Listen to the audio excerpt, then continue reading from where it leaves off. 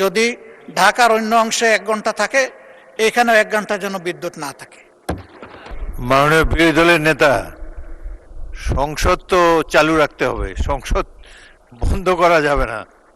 গতকালকে অর্থবহ আলোচনার পর আমরা একটা প্রস্তাব দিয়েছিলাম যে একটা কমিটি হলে আমরা উভয়ে এই সমস্যা নিরসনে ভূমিকা রাখার সুযোগ পাব। আমি মাননীয় সংসদ নেতাকে ধন্যবাদ জানাই, তিনি এটাকে কগনিজেন্সে নিয়েছেন এবং একটা কনক্রিট প্রস্তাবও পেশ করেছেন। কমিটির সদস্য সংখ্যাও তিনি প্রস্তাব করেছেন এবং সরকারি দলের পক্ষ থেকে 5 জনের কথা এখানেই পরিষ্কার ঘোষণা করেছেন। আমিও তাকে সম্মান করে বিরোধী দলের পক্ষ থেকে আরও 5 জনের নাম ঘোষণা করছি।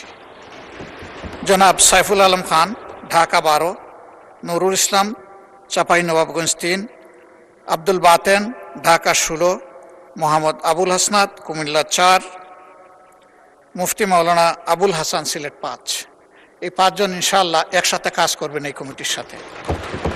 মাননীয় স্পিকার, এর সাথে আমি আমাদের খনিজ সম্পদ, বিদ্যুৎ ও জ্বালানি প্রতিমন্ত্রী যে প্রস্তাবটা এই সংসদে এনেছেন ঢাকায় লোড ম্যানেজমেন্টের ব্যাপারে, আমি বলবো যে মেহরবানি করে এটা যেন সংসদ থেকে শুরু হয়, সংসদ যেন এর বাইরে না থাকে, ওই লোড ম্যানেজমেন্টের আওতায় সংসদও যেন থাকে। এখানেও যেন যদি ঢাকার অন্য অংশে 1 ঘন্টা থাকে, এখানেও 1 ঘন্টা যেন বিদ্যুৎ না থাকে। এখান থেকে শুরু হোক, তাহলে জনগণ বুঝবে যে আমরা আসলে বাংলাদেশকে একটা ইউনিফর্ম কান্ট্রি হিসেবে বিল্ড আপ করতে চাচ্ছি। ধন্যবাদ মাননীয় স্পিকার।